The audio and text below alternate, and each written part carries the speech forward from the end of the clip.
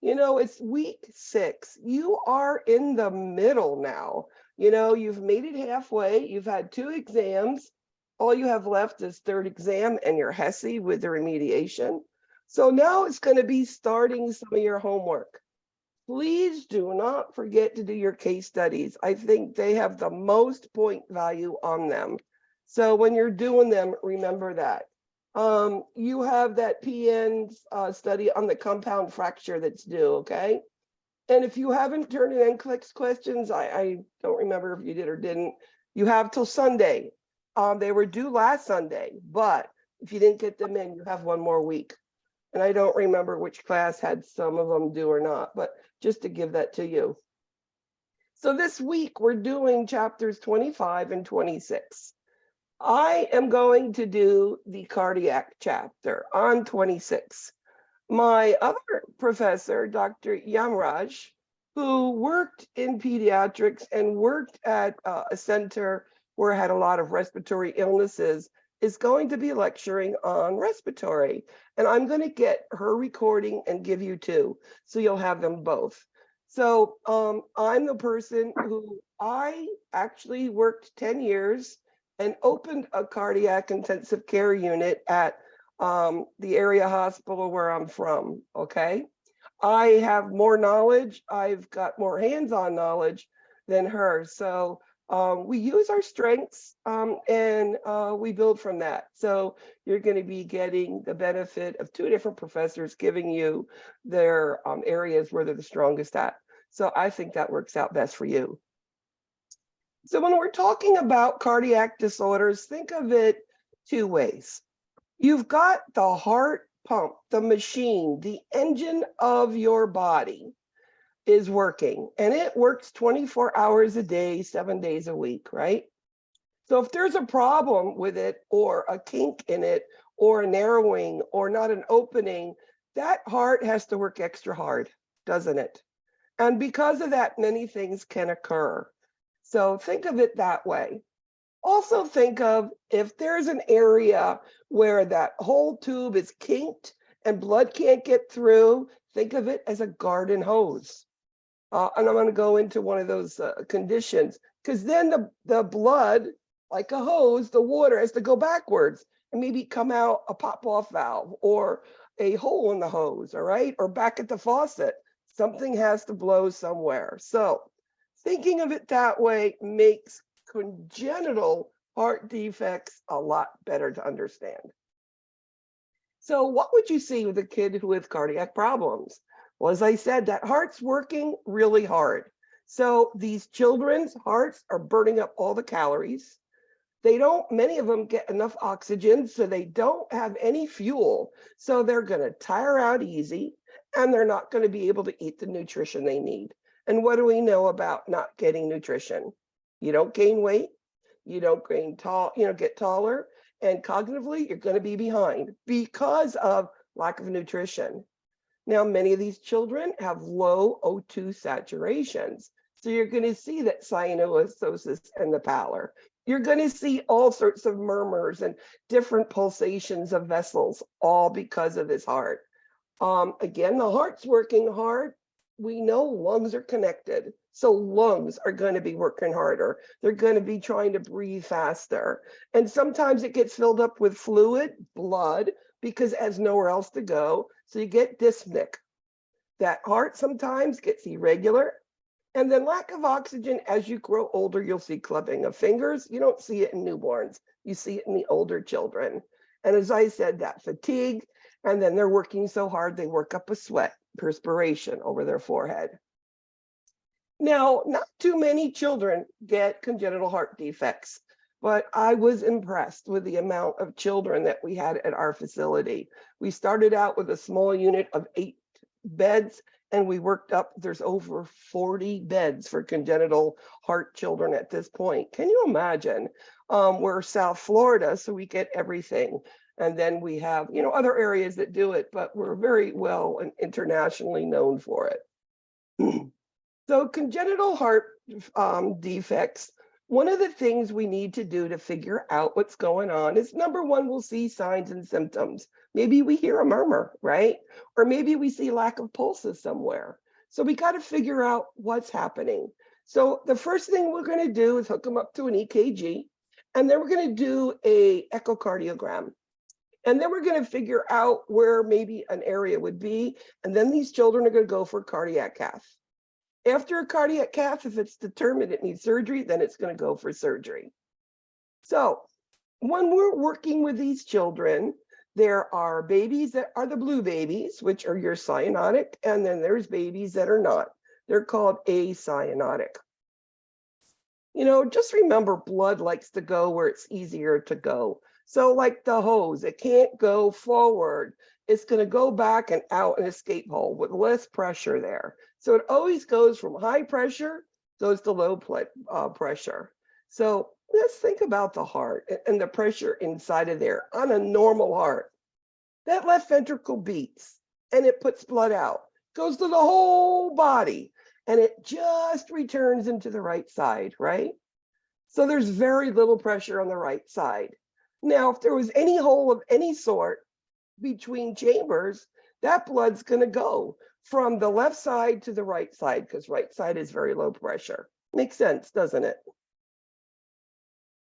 So there are some things that we need to know. When we have a hole, like an ASD, a hole between the two upper chambers, the atriums, or if we have a hole between the two lower chambers, the ventricles, the right and left ventricles, blood's going to go from the left side to the right side, correct? Because the right side doesn't have good pressure. Well, what does the right side of the heart do? That right ventricle puts blood up into the pulmonary artery into the lungs so we can have oxygenation. So if there's a hole in the right, in the atrium or the ventricle between those the septums, blood's going to have more blood flow going into the lungs. So it'd be increased pulmonary blood flow. That makes sense. And decreased pulmonary blood flow could be a kink in the pulmonary artery, or it could be blood can't get into the right ventricle because the valves aren't there. There's so many things that can occur. Now, this is all the different things that I'm talking about. They don't make as much sense as me telling you about. The right pressure is very low, left is higher, and we know it's always going to go to the left. Or if it can't go forward, it's going to go back, and it's going to go wherever it can pop off at, right? So we're going to keep going and show you some more. I've already told you about the ventricles and the blood flow, increased pulmonary blood flow. We know that. Now, some of the defects that we see are the acyanotics are just some holes in the heart, but we still have oxygen. Blood still goes to the lungs and it still comes to the left side of the heart to go to the body. We know there's oxygen. Now, there's something that we have during pregnancy called a patent ductus arteriosus. And that's a connection between the aorta and the lungs, the pulmonary artery. And that just gives extra blood flow to the lungs and to the body, and it gives oxygen. That's all it means. Now, coarctation is a kink in a garden hose. Now, it's on the aortic arch right after. So right after it comes off the heart, the tube that comes around and goes to the body, there's a kink, there's a narrowing. Blood can't get down. What happens? Garden hose, right? It goes back. It goes back in the left ventricle. When that fills up, it goes to the left atrium, and then where it goes? Back into the heart. And that's the least area, the pop-off valve, the lungs, right? Now, what would you see if blood can't go from the aorta, that big vessel, can't go down to the lower extremities? What would you see as an assessment? You wouldn't see pulses or very minimal pulses in the feet, right? The dorsalis pedis and the posterior tibial. Those feet aren't going to have those pulses like they should have. So coarctation is used a lot in exams and tests and what to look for. Once you find that there is no or little pulses in the lower extremity, the next thing that you should do is take a 4-extremity blood pressure. Well, there's not going to be a big blood pressure down in the lower extremities because blood's not getting there. But there's extra blood flow up top. So it's going to be higher blood flow, higher blood pressures in the upper extremities. Okay. And that would be something we would report to the doctor so that they can do whatever treatment they need to do for that child. What we do for those children is surgery, take the kink out, and we'll fix the heart. It's actually very hard sometimes to diagnose. Now, one of the big cyanotic defects, and it's the one that they love to use for all sorts of exam questions, is tetralogy of Fallot. And this is those tet spells that you've heard about, those blue baby spells. It is literally where the pulmonary artery gets blocked, or it's kinked, or it spasms, and blood can't go from that right ventricle into the lungs. Well, if blood flow can't get into the lungs, you have no oxygen. This child turns blue quick. So we're going to be going into that, and we're going to go into some of the other stuff. This hypoplastic left heart syndrome is the most severe of all cyanotic defects. And thank goodness it's not the one that we have as many of. Now, in congenital heart disease, remember, just because you have a kid who's blue doesn't mean it's always cardiac. Remember, it could be respiratory too, right? So you got to rule that out.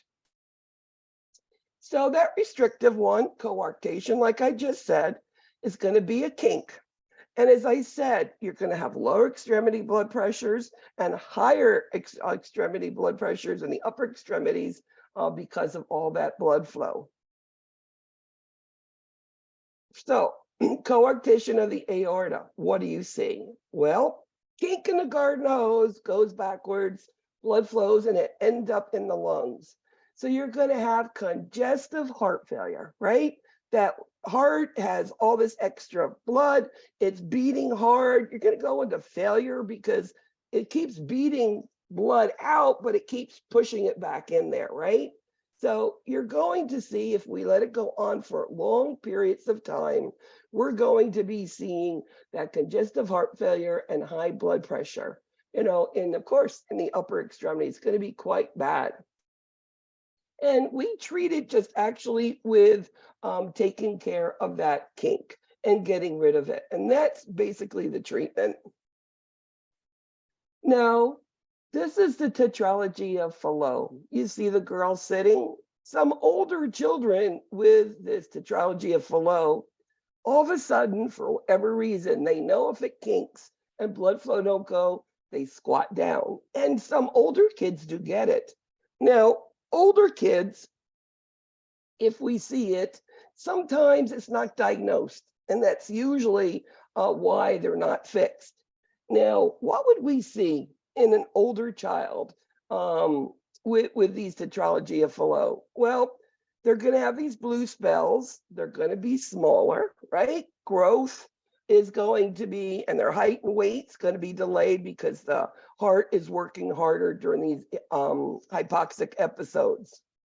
Usually what we'll do is repair it. Now, this is what we call the decrease of pulmonary blood flow, right? It doesn't go to the lungs. You have no O2 saturations. It goes to, I've seen one night at 5 o'clock in the morning, this little boy, his name was Nolan, I'll never forget him. He went from 100% saturations to 10 in 1 minute, newborn baby. And I did what we call a knee chest, where you could take, if they're on their back, you push their knees up. If they're on the side, you take your knees and push it up to the chest.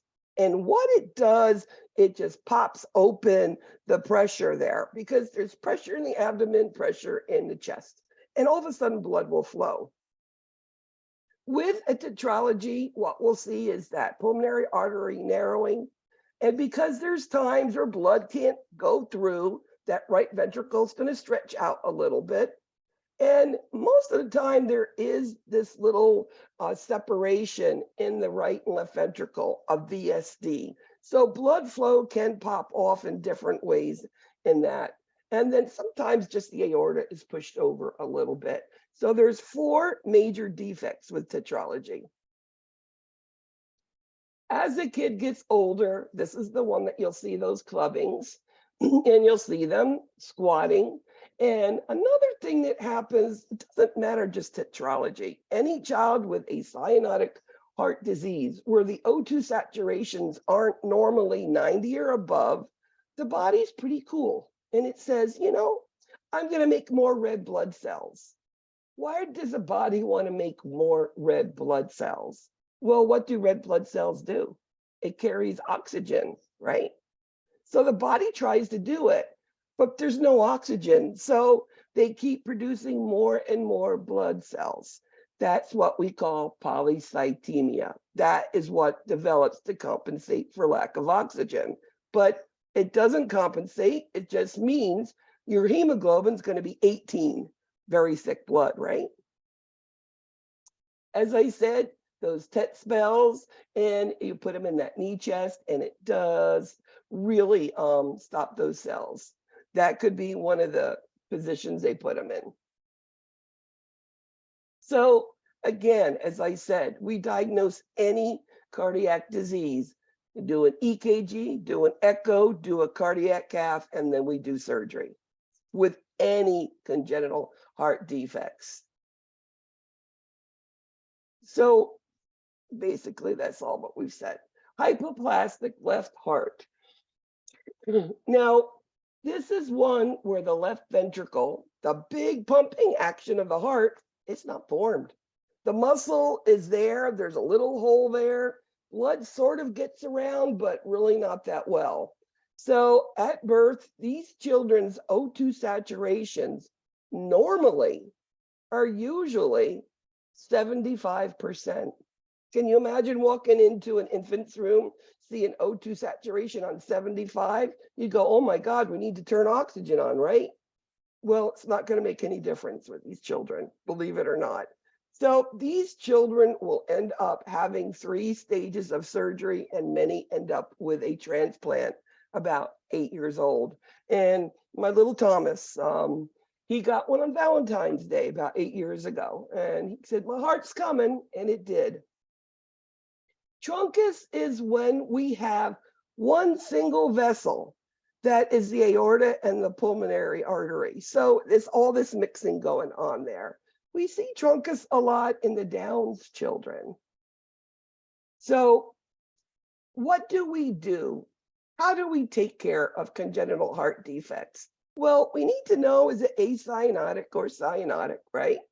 And we need to make sure we monitor those vital signs. And of course, we're going to be monitoring neurochecks at all time, making sure they're getting proper oxygen to their brain. What do we see? Well, all the things I've already told you about. Increased pulse, increased respirations. Their growth is going to be slowed down because of nutrition and fatigue, that dyspnea, shortness of breath at all times, and that fatigue, like I said, and because their lungs are getting full, that upper respiratory is going to sound like a cold. How do we look at these children? Well, number one, we look at them at overall. We're going to see the heart rate, the respiratory rate. We're going to look at their color. We're going to look at their weight gain. Sometimes there's a clogging of blood and it can't go. We're going to look at the liver, right? If they're older, their fingers, the clubbings, etc. Vital signs, upper extremities and lower extremities, all of these things do help us. Now, if you have a child with true, real congenital heart disease, they really shouldn't have their heart stressed out. Now, if it's a VSD or an ASD that's been repaired, those children are been repaired. They're fully oxygenated. They should be able to compete. But the other more complicated sports they should not do. Another thing we need to do is nutrition. You know, if you're not getting enough food, you're not getting enough nutrition, you're not getting enough iron, not enough calories. These children get all of these different sort of formulas. It's not just the normal Enfamil off the shelf. There's going to be high calorie foods and some that maybe even extra iron being given to them to give them the best nutrition in the smallest amounts that we can, because they tire easily. Now, acquired heart disease, that means they're born okay, and then something happens. Well, many times it has to do with a respiratory infection. Viral is a big thing. Infections can do that. Untreated hypertension. And why do you think severe anemia? Well, what does a heart do when it doesn't have enough blood cells? Doesn't have enough oxygen? It beats faster. And if it's beating faster all the time, it's going to get tired. So heart failure is part of that. That makes sense to you.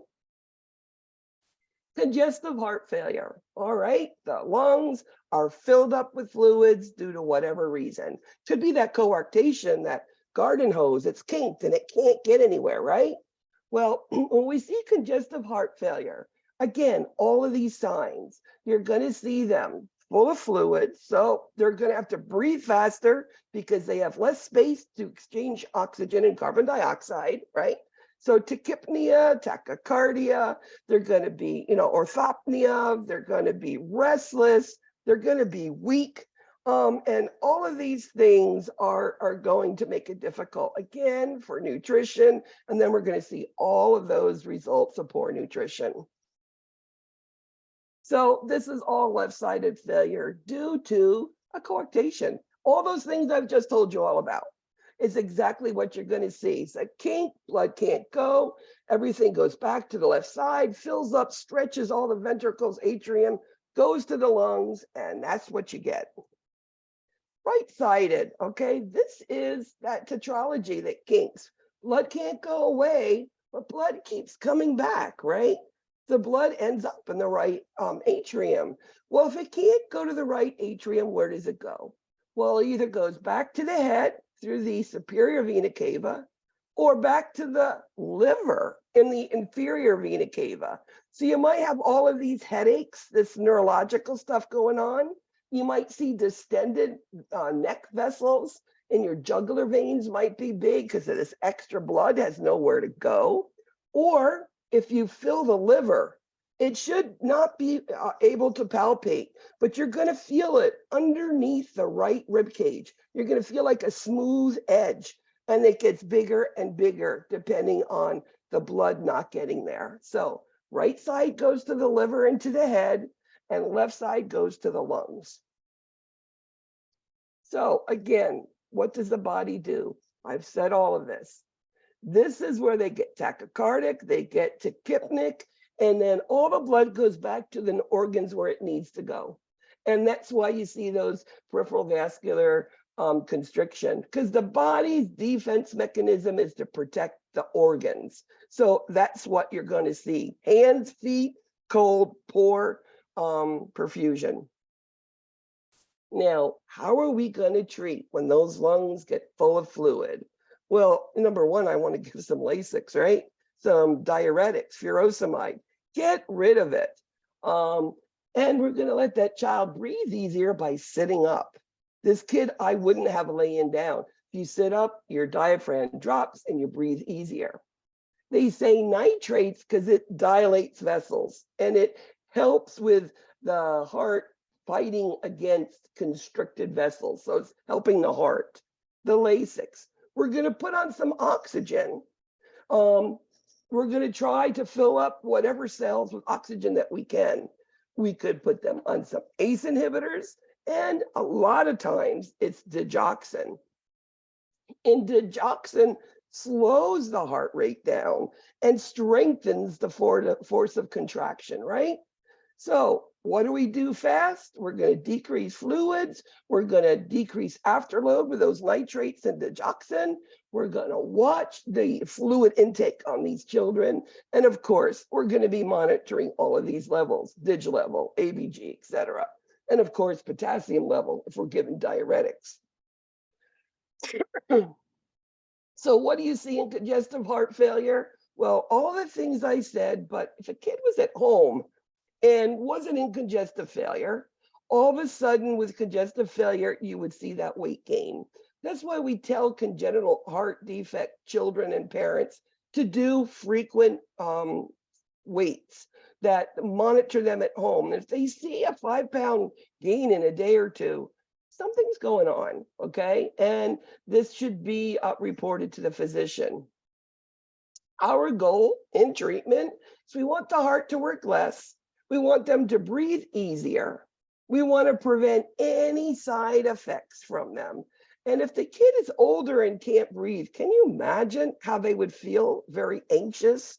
So let them know what we're doing, have them sit up, keep them comfortable. And what do we do with children? Distract them. And distract them by letting them do things. Let them, coloring, watch TV, listen to music, whatever it is. And everything we do to help that child in congestive heart failure, we need to let the parents know what we're doing and why. Because when this child goes home, they'll be able to see these symptoms and be able to report them quickly before it becomes a serious problem. So one of the things we do is what we call taking and putting their care all in just certain blocks. We don't like to do something, go back and keep disturbing these children. They need good rest period. So organize their care so that we only wake them up when they should eat, okay? If they're crying, we should pick them up, feed them early, because we don't want them to expend that energy in crying. We want to expend that energy in feeding, okay? We'll give oxygen as they need, the medications as they need, and beyond everything, accurate I&O, priority care, I&O, and daily weights in the hospital, because we can monitor fluid loss, fluid gain. Now, rheumatic fever is a condition that is caused by a strep throat that has not been treated or wasn't completely treated. And rheumatic fever is really not a bad thing, but if we let it continue too long, these children's mitral valve is going to have will be destroyed. It'll have damage to it. And we can't turn that around. So these are the things we see with rheumatic fever. We're going to see, that movement's going to be, they can't control movements. They're going to have these rashes on them. They're going to see the swollen, painful joints. The throat's going to be there still, fever, and abdominal pain. And all of that can be reversed. All of these things can. And what we do and how do we treat it? Well, it was caused by a strep infection, right? So we're going to have them on a long-term antibiotics. And that long-term antibiotics is going to take care of everything except that valve damage in the heart. That's going to have to be repaired, okay? So there we go. How do we relieve the pain and the fever? Well, the NSAIDs are great, anti-inflammatory, some steroids, and sometimes they might put these children on aspirin to thin the blood a little bit because of that heart valve thing. But it's going to be long-term antibiotics. It could be a month, 2 months, but then look at this, prophylactically for up to 5 years. They'll be placed on an antibiotic, okay? So that they're not going to get that rheumatic fever again.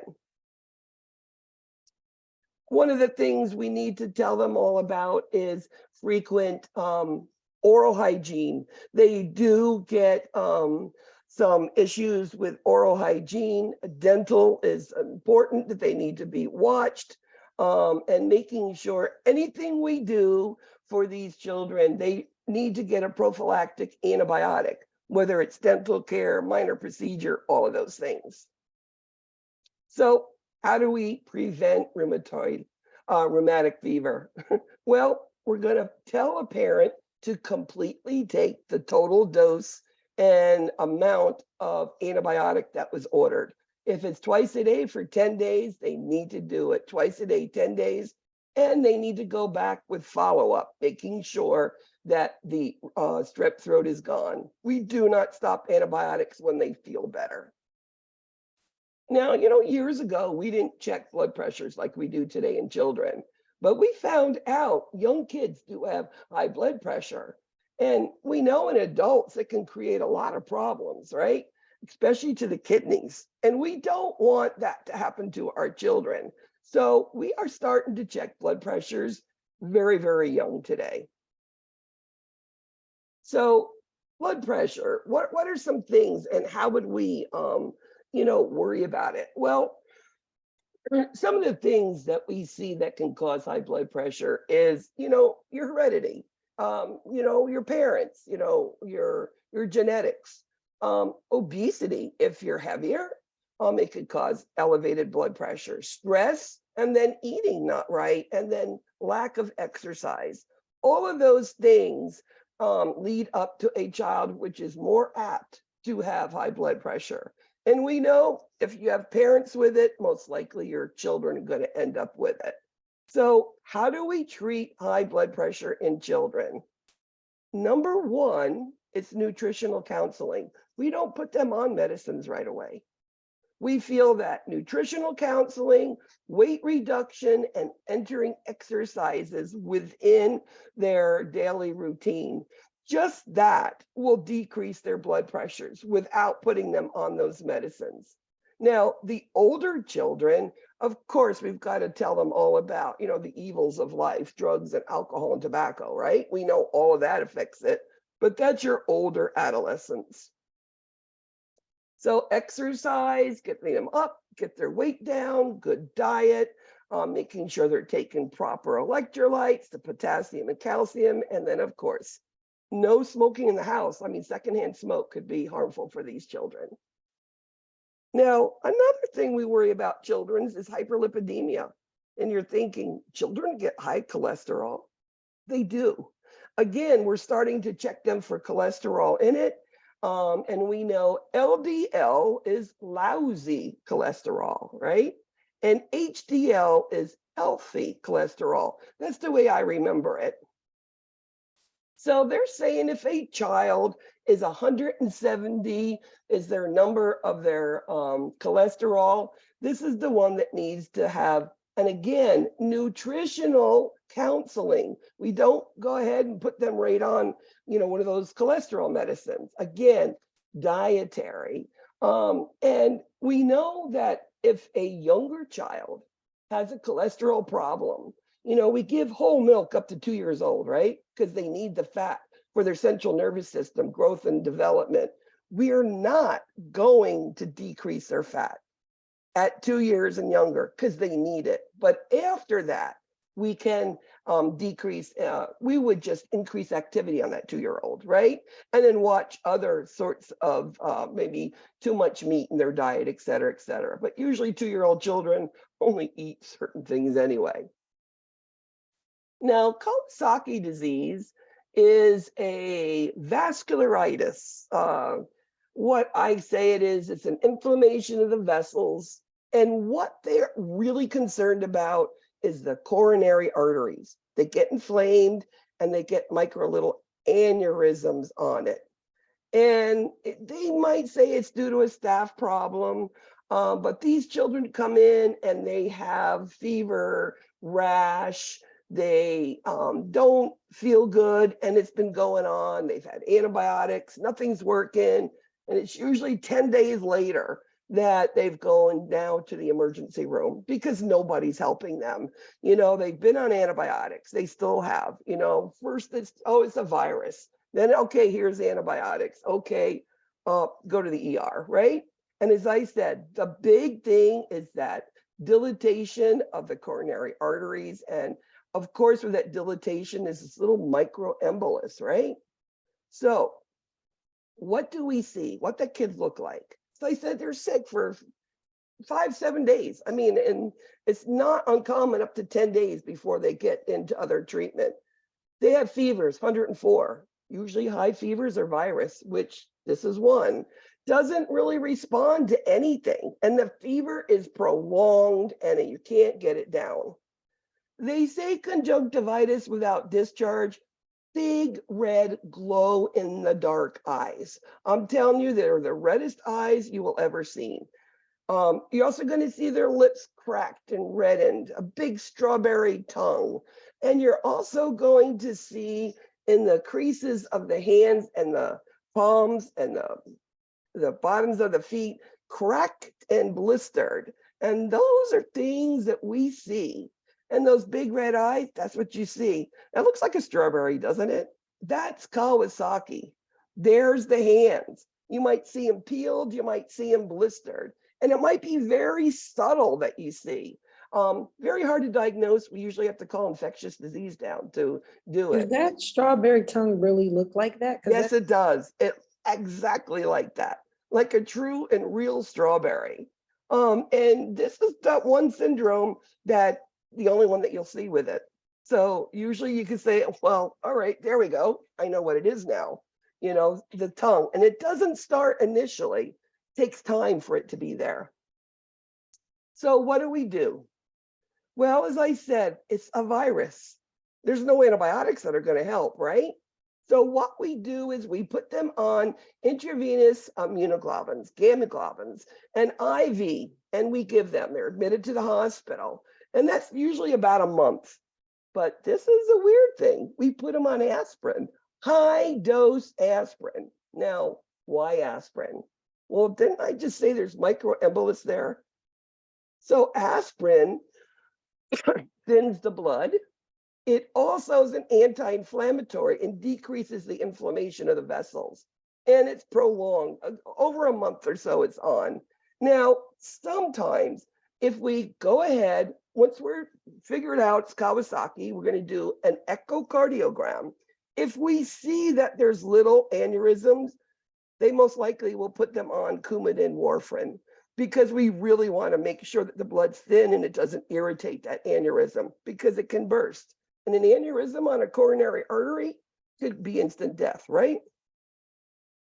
So as I said, long-term, low-dose aspirin therapy after the initial high doses, and making sure they do all the IVIG as they need, which will cure the disease. And once they feel better, once they're cured, usually they're not going to have it again. It's a one-time thing.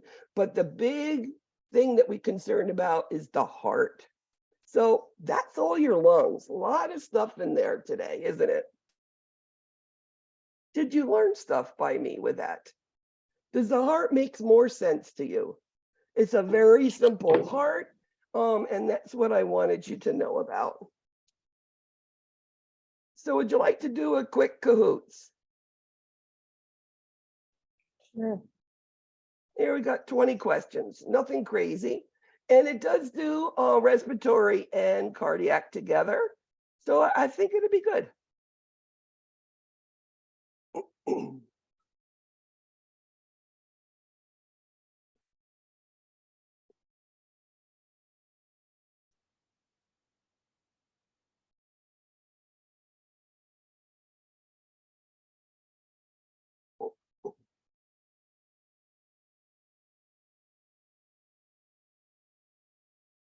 So the game pin, go to kahoot.it 291-2885.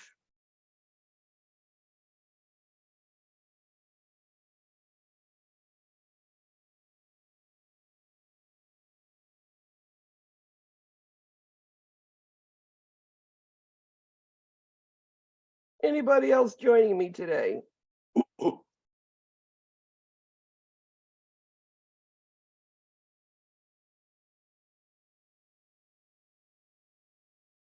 And now these Kahoots are going to start to make you think. Let's get her done so we can be out of here before 5:30. 3, 2, 1, Apple. Acute coryza is another name for, now this is your respiratory side.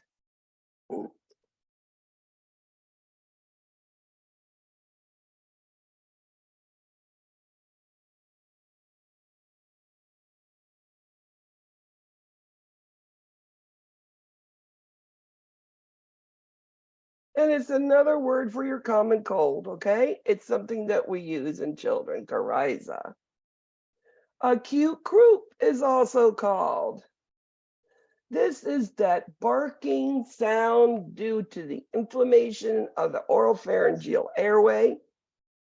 With acute croup, we also hear inspiratory stridor. It's all swollen. Air can't get in. And this is where they bark like a seal. It's a loud bark, very distinctive. Laryngotracheal bronchitis. It's the larynx, the trachea, and the bronchus are all swollen. That's what that means.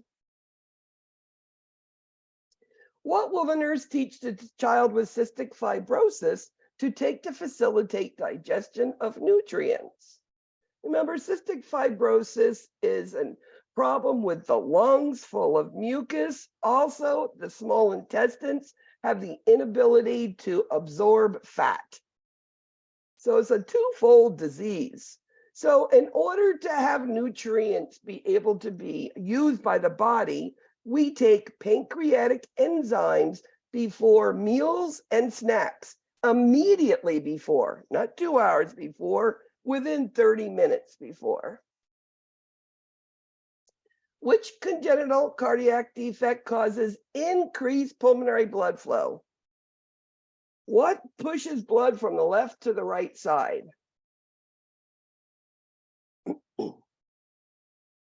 Important question. This is always a question on HESI and on exams, okay? And it's the ASD, VSD, PDA. Remember, blood goes from high flow to low flow pressures, right? So it goes over into the right side. What does the right side do? Puts blood to the lungs. That's increased blood flow. What does the left side do? Puts blood to the body. Just remember that, and you can remember increased blood flow. A child swallows frequently after a tonsillectomy and an adenoidectomy. What might this indicate? Very common procedure on young children. And they do this as outpatient procedure. And this is something we must teach our parents, because it could be extremely dangerous. So what they do with a tonsillectomy and adenoidectomy is they cut and take out this area which is attached to the throat, and they burn it, cauterize it, and big scabs are left there. Now, scabs can break open and they still can bleed, okay? If they're swallowing, they're bleeding inside. And I'm telling you, they could hemorrhage. I had one little girl come into my ER. I was in the triage area. She had just come from the 1 week after surgery visit to the doctor, and she was vomiting clots like this big. And I literally had to take her into the trauma room and resuscitate her by giving her a liter of normal saline. Her blood pressure went down to 60 and her heart rate went up to 160. So it is, you see this going on, these children must be looked at because they could hemorrhage. A parent of a 3-month-old with cystic fibrosis wants to know how their child got the disease. Neither parent has cystic fibrosis. This is very similar to sickle cell. Same thing.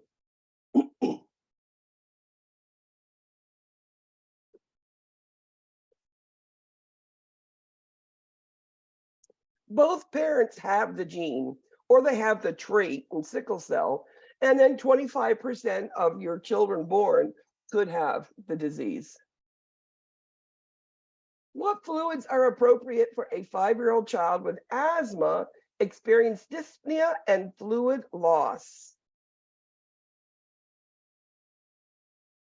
So asthma is telling you, you never give cold stuff to asthma. That's why they're telling you that. Okay? So room temperature water, that's it. Because the cold enhances difficulty in breathing with asthma. Okay? Did you know that? Now we do. How long after a smoke inhalation injury are patients at greatest risk for pulmonary edema? Remember, if they're in a burning building and they've inhaled smoke, possibility they've inhaled some heat and it could go into their lungs and cause damage. And this is just like drowning. Up to 72 hours later, they could go into respiratory distress. These children will be admitted to the hospital in a step-down ICU. Their O2 sats monitored for 3 days. That's how serious it is. because it's a delayed response. What findings are expected when measuring the blood pressure on all four extremities of a child with coarctation of the aorta?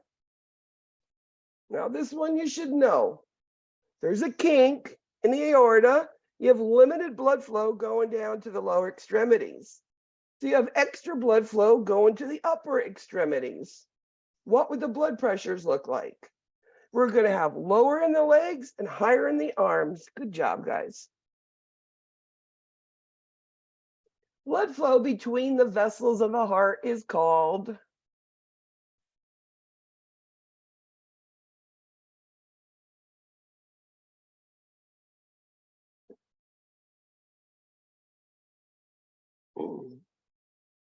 it's called a shunt. Now, atresia, think A is without. That means there's no opening. Usually when we use the word atresia in a cardiac, it's tricuspid atresia. The valve between the right atrium and right ventricle doesn't work. It's not there. It's non-existent. It's tricuspid atresia. Now, stenosis is a narrowing. Usually that's the pulmonary artery or the aorta that you see. But any blood flow where there's a little connection, they call that a shunt. It shunts from here to there. What is an atrial septal defect? Atrium. What's that mean? Septal, septum. What does that mean?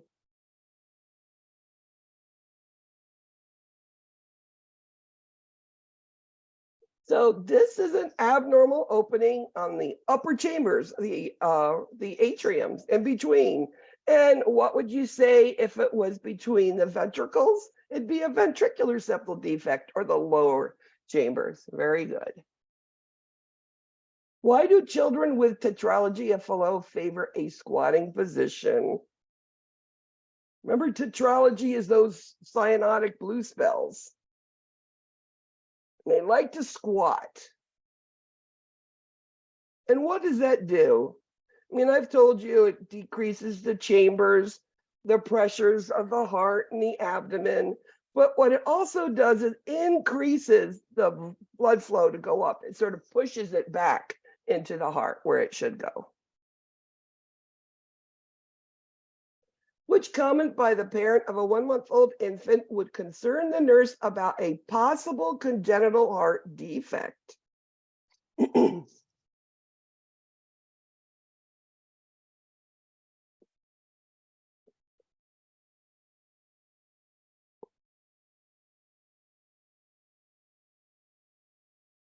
And this is the one who tires out when they feed, right? Because this is a child who's going to have poor nutrition intake and be their nutrition status isn't going to be good because they just don't have the energy to eat. So that tiring, that would be the clue. What does a nurse explain that a ventricular septal defect will allow?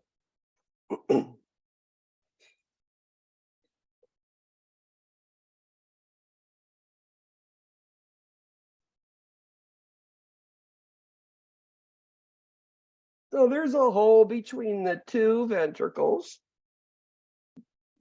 So it goes from left to right. And when it goes back to the right side, it goes back through the lungs. So increased pulmonary blood flow. Very good. What is a non-invasive procedure to determine if a heart is structurally normal and to find a murmur? So I've told you the first thing we're going to do is hook up an EKG. What's the second thing we're going to do to find out if there's something wrong? And then we do a cardiac cath. And it's called a echocardiogram. And that's just like we do ultrasound when you're pregnant. They do it for the heart, and it's echocardiogram, and it looks at blood flow and all that. And once we see something there, we're going to be doing a cardiac cath. Rheumatic fever causes which inflammation?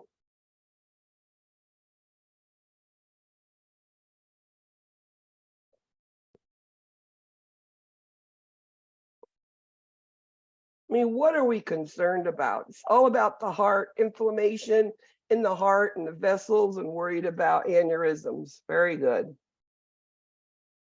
A child recovering from rheumatic fever needs to receive monthly injections for 5 years of what medication?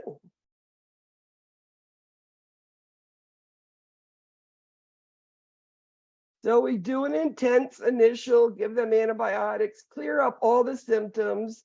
And then we do once a month, we're going to give penicillin.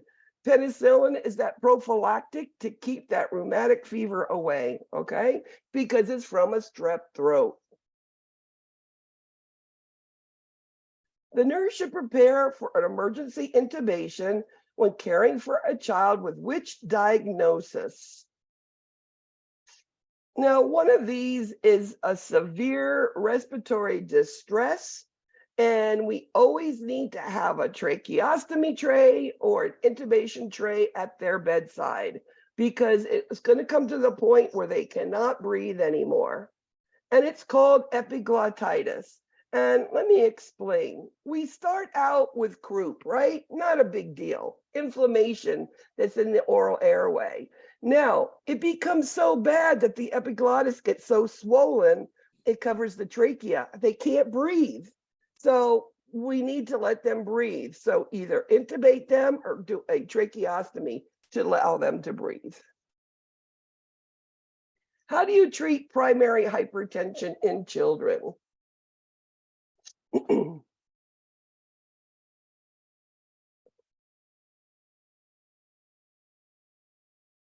And it's just diet, exercise. Excellent. And last question. What is the difference between HDL and LDL?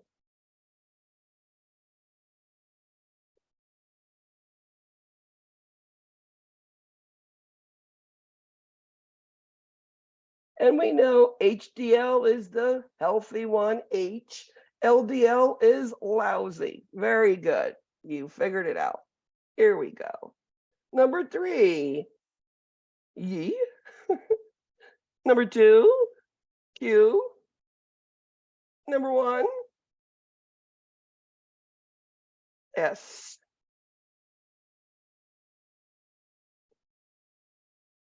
So that is your day for today. Thank you for coming and enjoying it. I will have your exam grades by tomorrow. Congratulations, everybody, on getting and passing this exam. And Singda, amazing. Great job. That was amazing. Made me really happy. Have a good evening, everybody. Good evening. If you need Bye. anything,